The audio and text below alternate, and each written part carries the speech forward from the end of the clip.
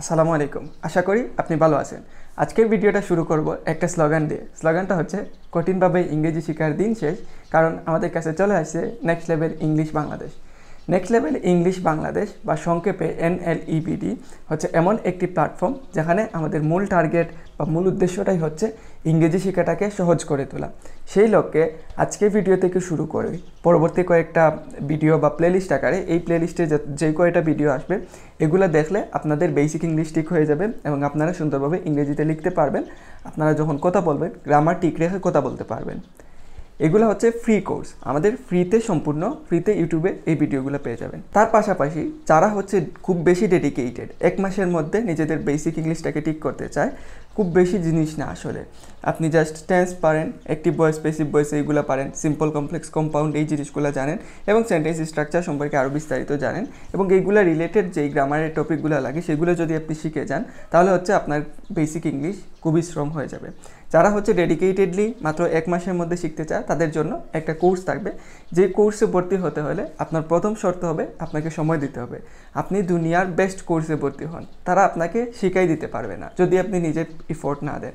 তো আমাদের কোর্সে আসতে হলে আপনাকে অবশ্যই সময় দিতে হবে। আপনি যদি সময় না দেন তাহলে হচ্ছে এই কোর্সে এসে কোনো লাভ নেই। প্রথম কাজ হচ্ছে আপনি ডেইলি 4 থেকে 6 ঘন্টা সময় দিবেন, এইরকম মন মানসিকতা থাকতে হবে। এক মাসের জন্য ডেইলি 4 থেকে 6 ঘন্টা সময় দিবেন। যদি আপনি এতে রাজি থাকেন তারপরে হচ্ছে আমাদের কোর্সে আসার জন্য আমাদের কোর্সের ফিজ হচ্ছে মাত্র 999 টাকা। এই ফিজটা অনেক কম রাখতেছি এই জন্য যে আমরা বেশি মানুষকে যাতে হেল্প করতে পারি। তো আপনি হচ্ছে যদি 999 টাকা দিয়ে এক মাসের মধ্যে ডেডিকেটেডলি ইংরেজি শিখতে চান আপনাদের কোর্সে আসতে পারেন। কোর্সে আসার জন্য আমাদের বিকাশে আপনি 999 টাকা সেন্ড মানি করবেন এবং তারপরে হচ্ছে আপনি আমাদের হোয়াটসঅ্যাপে নক করবেন এবং আমরা আপনাকে পরবর্তীতে একটা ফর্ম দিব। সেই ফর্ম ফিল আপ করার মাধ্যমে আপনি আমাদের কোর্সে জয়েন হয়ে যাবেন এবং তারপর থেকে আমাদের কোর্সে আপনি ধারাবাহিকভাবে যে গাইডলাইনগুলো পাওয়ার কথা সেই গাইডলাইনগুলো পাবেন। এবং এই কোর্স করলে আপনার IELTS-এ ব্যান্ড 7 একটা স্ট্যান্ডার্ড ম্যাপ ধরে নিচ্ছে। IELTS-এ ব্যান্ড 7 সবাই পায় না, যাদের ইংলিশ খুবই ভালো তারা হচ্ছে ব্যান্ড 7 পায় বা তার বেশি পায়। তো আপনার IELTS-এ ব্যান্ড 7 লেভেলের হচ্ছে বেসিক ইংলিশটাকে আমরা নিয়ে যাব। কিন্তু আপনি জাস্ট বেসিক ইংলিশ ব্যান্ড 7-এ আসে, কিন্তু আপনি যদি এটা প্র্যাকটিস না করেন তাহলে অবশ্যই আপনি ব্যান্ড 7 পাবেন না। আপনাকে প্র্যাকটিস করতে হবে, আমরা সেই লেভেলে নিয়ে যাব। সো এই লেভেলে নিয়ে যাওয়ার জন্য এই কোর্সে আপনি আসতে পারেন। আর যদি আপনি চান ফ্রিতে ভিডিওগুলো দেখার জন্য তাহলে এই ভিডিওগুলো কন্টিনিউ করবেন। আর আপনি ভর্তি হওয়ার জন্য আমাদের বিকাশে সেন্ড মানি করবেন। আমাদের বিকাশ নাম্বারটা এখানে দেওয়া আছে, তারপরে হোয়াটসঅ্যাপ নাম্বারে এই যে QR কোড দেওয়া আছে তার পাশাপাশি হচ্ছে নাম্বারটা লিখে দেওয়া আছে, আপনি আমাদের হোয়াটসঅ্যাপে যোগাযোগ করবেন। আর আজকের ভিডিওতে আমরা সেন্টেন্স স্ট্রাকচার শুরু করব। এই ভিডিওটা দেখার পরে সহজ সহজ যেই বাক্যগুলো আছে সেইগুলো আপনি বাংলায় দেখলে এইগুলা শুধু ডিকশনারি থেকে আপনি ওয়ার্ড মিনিং সার্চ করবেন, তারপরে আপনি ইংরেজিতে এইগুলা কারেক্টলি লিখতে পারবেন ইনশাআল্লাহ। এই ভিডিওটা দেখার পরে খুব সিম্পল যেই বাংলা বাক্যগুলো আছে সেইগুলাকে আপনি ইংরেজিতে ট্রান্সলেট করতে পারবেন। তো ভিডিওটা আমি হচ্ছে কম্পিউটার স্ক্রিন থেকে কন্টিনিউ করতেছি এবং ভিডিওটা শুরু করার আগে আপনি যদি এই চ্যানেলে নতুন হয়ে থাকেন তাহলে চ্যানেলটাকে সাবস্ক্রাইব করে দিন এবং এই ভিডিওতে একটা লাইক দিয়ে দিবেন। তাছাড়া এই ভিডিওটা যদি আপনার ভালো লাগে আপনি আপনার ফ্রেন্ডদের সাথে বা আপনার পরিচিত মানুষজনের সাথে শেয়ার করতে পারেন, এতে তারাও উপকৃত হবে ইনশাআল্লাহ। তো চলেন শুরু করি আজকের এই ভিডিওটা। আমাদের কাছে একটা বাংলা বাক্য আছে, আমি ভাত খাই। এই বাক্যের আমি প্রতিটা শব্দের মিনিং জানি, ইংলিশ মিনিং। যেমন আমি এর ইংলিশ হচ্ছে আই, ভাতের ইংলিশ হচ্ছে রাইস, খাই এর ইংলিশ হচ্ছে ইট। এখন আই রাইস ইট, আমি ভাত খাই যেইভাবে আছে ওইভাবে আই রাইস ইট, এইভাবে যদি আমরা বসাই দিই তাহলে তো এটা সঠিক হয়ে যাওয়ার কথা। আমরা যদি বাংলা টু ইংলিশ ট্রান্সলেশন করতে চাই তাহলে কিন্তু এটা সঠিক হবে না, এটা ভুল হয়েছে। কেন ভুল হয়েছে? কারণ সঠিকটা কি? সঠিকটা হচ্ছে আই ইট রাইস।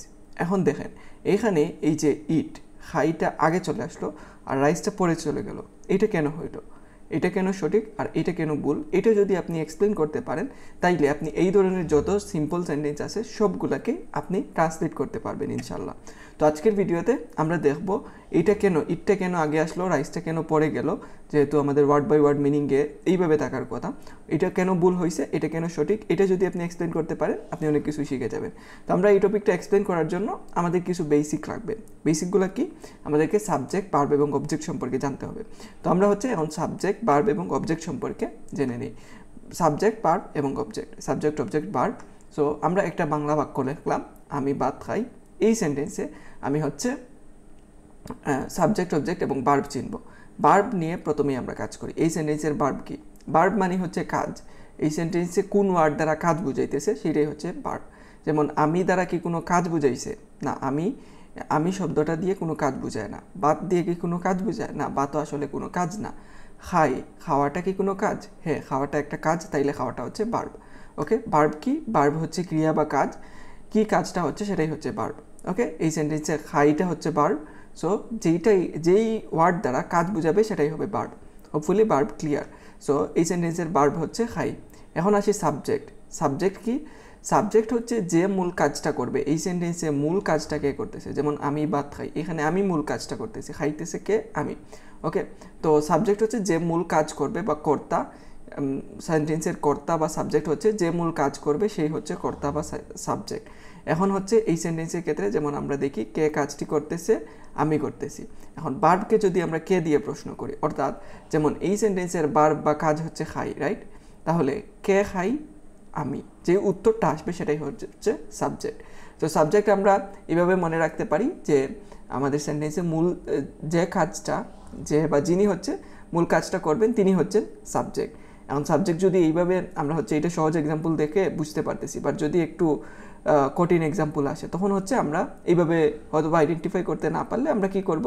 আমরা ভার্বকে কে দিয়ে প্রশ্ন করব। যেমন কে খায়? আমি। যে উত্তরটা আসবে সেটাই হবে সাবজেক্ট। তাহলে এই সেন্টেন্সে আমি যদি কে খাই প্রশ্ন করি, উত্তর আসতেছে আমি, আমিটা হচ্ছে সাবজেক্ট। এখন আসি অবজেক্টের বিষয়। অবজেক্ট হচ্ছে কি নিয়ে কাজটা করা হচ্ছে। যেমন আমি কি খাই, সেটাই হচ্ছে অবজেক্ট। যেমন ভার্বকে কি দিয়ে প্রশ্ন করলে আমরা যে উত্তরটা পাবো সেটা হচ্ছে অবজেক্ট। আমি কি খাই? বাতটা হচ্ছে অবজেক্ট। হোপফুলি সাবজেক্ট, অবজেক্ট এবং ভার্ব আপনার ক্লিয়ার হয়ে গেছে। আমি আবার বলতেছি, ভার্ব হচ্ছে মূলত কাজটা। এই সেন্টেন্সের যে কাজটা আছে সেটাই হচ্ছে ভার্ব। এই সেন্টেন্সের ক্ষেত্রে ভার্ব হচ্ছে খাই বা কাজ হচ্ছে খাই, খাইটা হচ্ছে ভার্ব। তারপরে সাবজেক্ট কিভাবে চিনি? সাবজেক্ট হচ্ছে ভার্বকে কে দিয়ে প্রশ্ন করব। কে খায়? আমি। আমি হচ্ছে সাবজেক্ট। অবজেক্ট কিভাবে চিনব? অবজেক্ট চিনার জন্য ভার্বকে আমরা কি দিয়ে প্রশ্ন করব। কি খাই? বাতটা হচ্ছে অবজেক্ট। তো আমরা এখানে লিখে রাখছি প্রথমটা সাবজেক্ট, তারপরে অবজেক্ট, তারপরে ভার্ব। সাবজেক্ট, অবজেক্ট, ভার্ব, এইভাবে আমরা লিখে ফেললাম। ওকে, সো এখন আসি হচ্ছে আমরা এই জিনিসটা যদি বুঝে থাকি তাহলে আমরা কিছু এক্সাম্পল দেখব। যেমন প্রথমেই আমরা হচ্ছে রহিম ফুল তুলে, এটা আপনি নিজে নিজে করার ট্রাই করেন, আর যদি না পারেন সমস্যা নেই, আমরা আবার এক্সপ্লেন করতেছি। শিক্ষক বই পড়েন, এই দুইটা এক্সাম্পল আমি হচ্ছে এক্সপ্লেন করব, তারপরে আরও কিছু প্র্যাকটিস করার জন্য আপনাদের দিয়ে দিব। তো আপনারা যারা পারেন বা বুঝছেন ভালো করে তারা এই দুইটা ট্রাই করেন যে এইটা থেকে সাবজেক্ট কি অবজেক্ট ভার্ব কী হবে, এই সেন্টেন্সে সাবজেক্ট অবজেক্ট ভার্ব কী হবে। ওকে, এখন আসি আমরা প্রথম সেন্টেন্সের ভার্ব কোনটা। তো আপনারা ভিডিওটাকে একটু থামাইয়া হচ্ছে এখনই এই জিনিসগুলো সলভ করবেন। আর যারা হচ্ছে মনে হচ্ছে আর একটু বোঝা দরকার তারা এখন কন্টিনিউ করেন, আর যারা হচ্ছে সলভ করবেন তারপরে আমাদের সাথে মিলাতে পারবেন। ওকে, আমাদের এই বাক্যটা হচ্ছে রহিম ফুল তুলে। এখানে দেখেন রহিম দ্বারা কি কোনো কাজ বোঝায়? না, রহিম কোনো কাজ না। ফুল কি কোনো কাজ? না, ফুলও কোনো কাজ না। তোলাটা কি কাজ? হ্যাঁ, তোলাটা হচ্ছে একটা কাজ। তাহলে ভার্ব কি? ভার্ব হচ্ছে মূলত যে কাজটা, যে ওয়ার্ড দ্বারা কাজ বুঝাবে সেটাই হবে ভার্ব। তাহলে দেখেন এই সেন্টেন্সে তুলে দ্বারা বা কাজ বুঝাইতেছে, তাইলে এই সেন্টেন্সের ভার্ব হবে তুলে। রহিম কি করে? ফুল তুলে। সো তুলেটা হচ্ছে আমাদের ভার্ব। এখানে ভার্বটা আমরা লিখে রাখলাম তুলে। এখন আমরা সাবজেক্ট কীভাবে চিনব? সাবজেক্ট চিনার জন্য আমরা ভার্বকে কী করি? ভার্বকে কে দিয়ে প্রশ্ন করি। কে তুলে? রহিম। রহিমটা হচ্ছে আমাদের সাবজেক্ট। কে ফুল তুলে? রহিম। রহিম হচ্ছে সাবজেক্ট। এখন আসি আমরা কি দিয়ে প্রশ্ন করি। যেমন কি তুলে?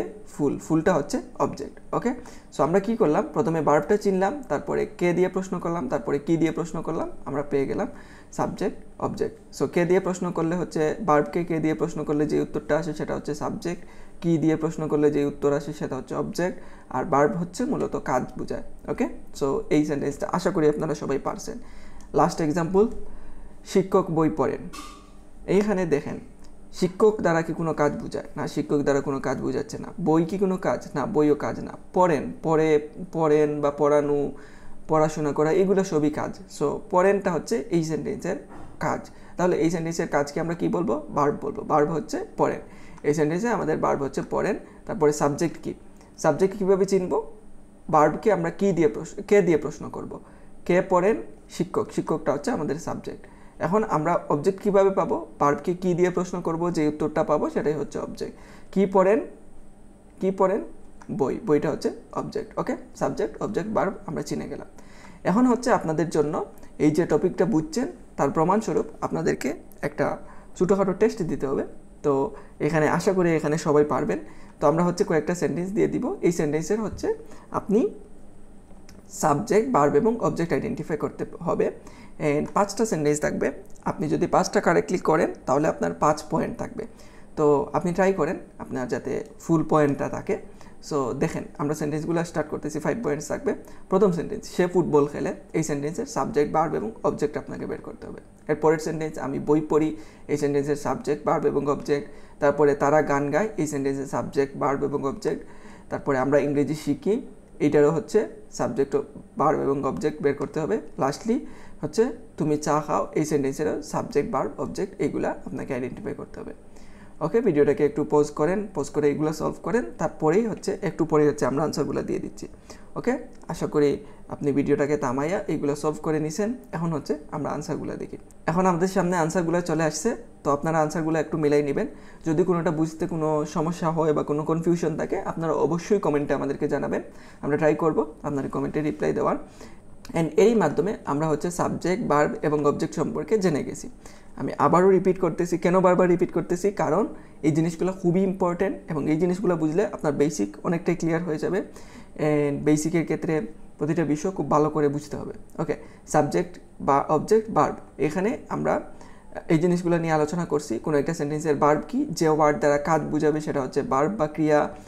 এখন সাবজেক্ট কি, সাবজেক্ট হচ্ছে মূল কাজটা কে করতেছে সেটাই হচ্ছে সাবজেক্ট। তাহলে ভার্বকে কে দিয়ে প্রশ্ন করলে আমরা সাবজেক্ট পেয়ে যাব, আর ভার্বকে কি দিয়ে প্রশ্ন করলে আমরা অবজেক্ট পেয়ে যাব। অবজেক্ট মূলত হচ্ছে কি নিয়ে কাজ করা হচ্ছে এইগুলাই বোঝায় অবজেক্ট। ওকে, হোপফুলি আপনারা বুঝতে পারছেন। অ্যান্ড সাবজেক্ট, অবজেক্ট এবং ভার্ব আমাদের ক্লিয়ার হয়ে গেছে। এখন যদি এতটুকু ক্লিয়ার হয়ে যায় তাইলে হচ্ছে আমরা এখন বাংলা এবং ইংলিশের এই যে সেন্টেন্সের যে ডিফারেন্সটা ছিল, আমি ভাত খাই, এটা কেন আই রাইস ইট হলো না, আই ইট রাইস, এই যে ইটটা কেন আগে আসলো, এটা এখন আমরা একটু এক্সপ্লেন করবো। ওকে, দেখেন বাংলাতে এই সেন্টেন্সের সাবজেক্ট, অবজেক্ট এবং ভার্ব কি আপনারা সবাই পারেন। এখন সাবজেক্ট হচ্ছে আমি, অবজেক্ট হচ্ছে ভাত, আর খাইটা হচ্ছে ভার্ব। ওকে, সাবজেক্টের পরে অবজেক্ট, তারপরে ভার্ব বসবে। ইংরেজিতে দেখেন আইটা কি, আমি বুঝাচ্ছে, রাইট? সো আমিটা হচ্ছে সাবজেক্ট, ইট মানে হচ্ছে খাই, তাহলে খাওয়াটা হচ্ছে ভার্ব। সাবজেক্টের পরে ভার্ব আসছে, তারপরে অবজেক্ট আসছে। তো আমরা বাংলায় এইভাবে দেখছি, সাবজেক্টের পরে অবজেক্ট, তারপরে ভার্ব। ইংরেজিতে সাবজেক্টের পরে ভার্ব আসছে, তারপরে অবজেক্ট আসছে, রাইট? এখন এখানে দেখেন সাবজেক্টের পরে অবজেক্ট, তারপরে ভার্ব, সাবজেক্টের পরে ভার্ব, তারপরে অবজেক্ট। তো এটাই হচ্ছে বাংলা এবং ইংলিশের মধ্যে ডিফারেন্স। বাংলায় হচ্ছে সাবজেক্টের পরে অবজেক্ট আসে, তারপরে ভার্ব আসে। এটাকে সংক্ষেপে বলা যায় SOV। এসতে সাবজেক্ট, ওতে অবজেক্ট, আর ভিতে ভার্ব, SOV। আর ইংরেজিতে সাবজেক্টের পরে ভার্ব আসে, তারপরে অবজেক্ট, SVO। সো এই জিনিসটা যদি আপনি বুঝে থাকেন তাহলে আপনার অনেকটাই বেসিক ক্লিয়ার হয়ে গেছে এবং আপনি অনেকগুলো সেন্টেন্স আজকের ভিডিওতে আপনি ট্রান্সলেট করবেন বাংলা থেকে ইংলিশে শুধুমাত্র এই জিনিসগুলোই দিয়ে। ওকে, তো এখন আমি হচ্ছে আরেকটু এক্সপ্লেন করে নিচ্ছি। আমি যদি বাংলায় বলি আমি খাই ভাত, তাহলে ওইটা ভুল হচ্ছে, রাইট? এটা কেন ভুল হইতেছে? কারণ দেখেন বাংলাতে আমাদের কোনো একটা বাক্য গঠনের শর্ত হচ্ছে সাবজেক্টের পরে অবজেক্ট, তারপরে ভার্ব আসবে। আমরা কী করছি, সাবজেক্টের পরে ভার্ব নিয়ে আসছি, তারপরে অবজেক্ট বসাইছি। দ্যাটস ওয়াই এটা বাংলাতে ভুল হয়েছে। বাংলাতে সঠিক কি, আমি ভাত খাই, সাবজেক্টের পরে অবজেক্ট আসবে, তারপরে ভার্ব আসবে। ঠিক একইভাবে ইংরেজিতে আমরা যদি সাবজেক্টের পরে অবজেক্ট আনি, আই রাইস ইট, যেটা আমাদের ডিরেক্ট ট্রান্সলেশন, অর্থাৎ আমি এর ইংলিশ হচ্ছে আই, ভাতের ইংলিশ হচ্ছে রাইস, আর খাইয়ের ইংলিশ হচ্ছে ইট, যেটা সাবজেক্ট, অবজেক্ট, ভার্ব এই ফরম্যাটে আই রাইস ইট, এইটা ভুল হয়েছে। আর এইটা হচ্ছে সঠিক, সাবজেক্ট, ভার্ব, অবজেক্ট। ইংরেজিতে সাবজেক্ট, ভার্ব, অবজেক্ট, বাংলায় সাবজেক্ট, অবজেক্ট, ভার্ব। হোপফুলি এই জিনিসটা বুঝছেন যে বাংলার নিয়মটাই হচ্ছে সাবজেক্টের পরে অবজেক্ট, তারপরে ভার্ব আসবে, আর ইংরেজির নিয়মটাই হচ্ছে সাবজেক্টের পরে ভার্ব, তারপরে অবজেক্ট আসবে। এই জিনিসটা যদি আপনি বুঝে থাকেন আপনি অনেক কিছু বুঝে গেছেন। একটু পরেই আপনি একটা ম্যাজিকের মতো কোনো একটা জিনিস দেখবেন। তো আর একটু সামারি করে নেই। বাংলায় হচ্ছে সাবজেক্টের পরে অবজেক্ট, তারপরে ভার্ব আসে। ইংরেজিতে সাবজেক্টের পরে ভার্ব, তারপরে অবজেক্ট আসে। আর সাবজেক্ট, অবজেক্ট, ভার্ব হোপফুলি এখন আপনারা চিনেন। ওকে, এখন আসি সেন্টেন্স স্ট্রাকচার। আপনারা যদি ওই জিনিসগুলো বুঝে থাকেন আপনি সেন্টেন্স স্ট্রাকচার সম্পর্কে জেনে গেছেন। সেন্টেন্স স্ট্রাকচার বেসিক্যালি কি? সেন্টেন্স স্ট্রাকচার হচ্ছে arrangement of word in a sentence. মানে হচ্ছে অ্যারেঞ্জমেন্ট অর্থ হচ্ছে কোনটার পরে কোনটা বসবে এইটাই, বা বিন্যাস, কোনটার পরে কোনটা আসবে সেটাই হচ্ছে আমাদের অ্যারেঞ্জমেন্ট অফ ওয়ার্ডস। কোন ওয়ার্ডের পরে কোন ওয়ার্ড আসবে একটা সেন্টেন্সে, সেটাই হচ্ছে সেন্টেন্স স্ট্রাকচার। ইংরেজিতে যেমন এইটা একটা sentence, I eat rice, so আমি ভাত খাই এর ইংলিশ ভার্সন ওকে, এখানে সাবজেক্টের পরে ভার্ব আসছে, তারপরে অবজেক্ট আসছে। এইটাই হচ্ছে এই সেন্টেন্সের স্ট্রাকচার। স্ট্রাকচার মানে হচ্ছে কোন ওয়ার্ডের পরে কোন ওয়ার্ড আসবে, আর এই সেন্টেন্সটা কীভাবে গঠিত হয়েছে সেটাই হচ্ছে তার স্ট্রাকচার। সাবজেক্ট আছে, তারপরে ভার্ব আছে, তারপরে অবজেক্ট আছে, এটাই হচ্ছে স্ট্রাকচার। ওকে, সেন্টেন্সের স্ট্রাকচার যদি আপনি এখন বুঝে থাকেন তাহলে আমি যে বলছি একটু ম্যাজিকের মতো কিছু একটা দেখবেন। এখন আমরা দেখা শুরু করব। আমাদেরকে একটা বাংলায় বাক্য দেওয়া আছে, আমি ফুটবল খেলি, এবং প্রতিটা ওয়ার্ডের মিনিং আমাদেরকে দিয়ে দিছে। এখন আমরা যদি এটাকে ইংরেজিতে ট্রান্সলেট করতে চাই তাহলে কি করব? আমরা সাবজেক্ট আইডেন্টিফাই করব, ভার্ব আইডেন্টিফাই করব, সাবজেক্ট, অবজেক্ট। তো এই সেন্টেন্সের ভার্ব কি? ভার্ব হচ্ছে খেলি, খেলির ইংলিশ হচ্ছে প্লে। ওকে, ভার্বটাকে মাঝখানে বসাইবো, তার মানে প্লেটা মাঝখানে থাকবে। তারপরে সাবজেক্ট কি? সাবজেক্ট হচ্ছে আমি বা আই, তাইলে আইটা প্রথমে থাকবে, আর ফুটবলটা হচ্ছে অবজেক্ট, অবজেক্টটা লাস্টে থাকবে। দেন আমাদের সেন্টেন্সটা হয়ে যাবে। তো আমরা যদি সেন্টেন্স স্ট্রাকচার জানি আর ওয়ার্ড মিনিংগুলো, প্রতিটা শব্দের ইংলিশ অর্থটা জানি বা ইংলিশ মিনিংটা জানি, দেন হচ্ছে আমরা কিন্তু যে কোনো সেন্টেন্স তৈরি করতে পারবো। যেমন এইখানে সাবজেক্টের জায়গায় আই বসালাম, তারপরে ভার্ব আসতে হবে, ভার্বটা হচ্ছে খেলি বা প্লে, প্লেটা চলে আসছে, তারপরে হচ্ছে ফুটবল, আই প্লে ফুটবল। এইভাবে আমরা সেন্টেন্স তৈরি করতে পারবো। তো আপনি যদি সাবজেক্ট, ভার্ব এবং অবজেক্ট চিনেন, আপনি যে কোনো সেন্টেন্স ভুলভাবে তৈরি করবেন না। আপনি আই ফুটবল প্লে এইগুলো লিখবেন না। হোপফুলি এই এক্সাম্পলটা আপনারা বুঝতে পারছেন। পরের এক্সাম্পলে যাচ্ছি আমরা। আমি পানি পান করি, এটা হচ্ছে আমাদের পরবর্তী এক্সাম্পল। এই সেন্টেন্সেও আমাদের প্রতিটা ওয়ার্ডের মিনিং দেওয়া আছে। আমি হচ্ছে আই, পানি এর ইংলিশ ওয়াটার, আর পান করি এর ইংলিশ হচ্ছে ড্রিঙ্ক। ওকে, আমি পানি পান করি। এই সেন্টেন্সের ভার্ব কি? ভার্ব হচ্ছে পান করি, পান করি এর ইংলিশ হচ্ছে ড্রিঙ্ক, বা পান করা এর ইংলিশ হচ্ছে ড্রিঙ্ক। ওকে, ড্রিঙ্ক আছে। তারপরে হচ্ছে সাবজেক্ট কি? ভার্বকে কে দিয়ে প্রশ্ন করব। কে পান করে? আমি, আমিটা হচ্ছে সাবজেক্ট। ওকে, সাবজেক্ট পেয়ে গেছি। তারপরে অবজেক্ট কীভাবে পাবো? কি পান করি বা কি করি, কি পান করি? ওয়াটার। পান করি কি দিয়ে প্রশ্ন করব, তাহলে হচ্ছে পানি, পানিটাই হচ্ছে অবজেক্ট। সো আমরা সাবজেক্ট, অবজেক্ট, ভার্ব পেয়ে গেছি। তাইলে আমরা প্রথমে সাবজেক্টটা বসাবো। সাবজেক্টটা কি? আমি, আমি এর ইংলিশ হচ্ছে আই। তারপরে ভার্বটা বসাবো, ভার্বটা কি? ড্রিঙ্ক। তারপরে হচ্ছে অবজেক্টটাকে বসাবো, অবজেক্টটা হচ্ছে ওয়াটার। ওকে, সো আমাদের এই জিনিসটা জানার কারণে আমরা হচ্ছে সেন্টেন্স তৈরি করতে পারতেছি। এখন আসি হচ্ছে, এতটুকু আপনি যদি বুঝে থাকেন তাহলে আপনার জন্য কিছু টাস্ক আছে। আপনার হচ্ছে কিছু বাক্য দেওয়া থাকবে, সেইগুলার প্রতিটা ওয়ার্ডের মিনিং এইভাবে দেওয়া থাকবে। সো এখানে ব্র্যাকেটে লেখা থাকবে। তো প্রতিটা ওয়ার্ডের মিনিং দেওয়া থাকবে, আপনাকে সাবজেক্ট, ভার্ব, অবজেক্ট এই ফরম্যাটে আপনি এগুলাকে ট্রান্সলেট করবেন। তো আমাদের এইখানেও আপনার জন্য 5 পয়েন্ট আছে। আগে 5 পয়েন্ট ছিল, এখন 5 point, 10 point. So let's see 10-এর মধ্যে কে কতটুকু স্কোর করতে পারে। প্রথম এক্সাম্পল, সে ফুটবল খেলে। এটাকে আপনাকে হচ্ছে সাবজেক্ট, ভার্ব এবং অবজেক্ট আইডেন্টিফাই করবেন। তারপরে সাবজেক্টের ইংলিশটা এখানে বসাবেন, তারপরে ভার্বের ইংলিশ, তারপরে অবজেক্টের ইংলিশ, তাহলে সেন্টেন্সটা হয়ে যাবে। দ্বিতীয় এক্সাম্পল, দ্বিতীয়টা হচ্ছে আমি বই পড়ি, এটাকে আপনি ইংলিশে লিখবেন। তৃতীয়টা হচ্ছে তারা গান গায়, এটাকে আপনি ইংলিশে লিখবেন সাবজেক্ট, ভার্ব এবং অবজেক্ট আইডেন্টিফাই করে। তারপরে হচ্ছে আমরা ইংরেজি শিখি, এটাকে আপনি ইংরেজিতে লিখতে পারবেন। তারপরে তুমি চা খাও, এটাকেও আপনি ইংরেজিতে জাস্ট এই ফরম্যাটে আপনি লিখতে পারবেন। আপনি ভিডিওটাকে পজ করে একটু সময় নিয়ে এইগুলো সলভ করেন, এইগুলো লিখেন, দেন হচ্ছে আপনি আনসারগুলো মিলাই নেন। সো আশা করি এইখানের 5টাই আপনাদের কারেক্ট হবে। তো আমরা হচ্ছে এখন সলিউশনে চলে যাচ্ছি। আমাদের এখানে সলিউশনগুলো দেওয়া আছে, আপনি এইগুলা মিলাবেন। আর যদি কোনোটা বুঝতে কোনো সমস্যা থাকে অবশ্যই আমাদের কমেন্টে জানাবেন।